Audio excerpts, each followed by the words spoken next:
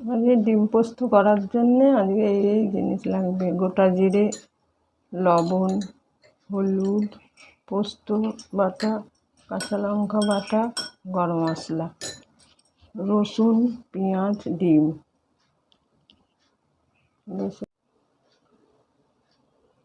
প্রথম কড়াইতে তেল দিলাম,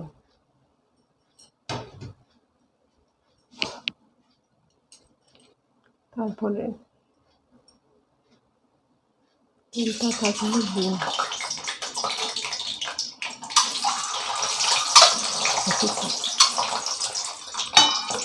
ডিম ছাড়লাম,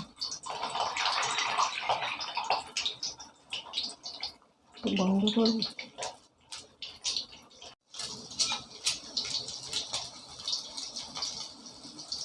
ডিমটা ভেজে তুলছি।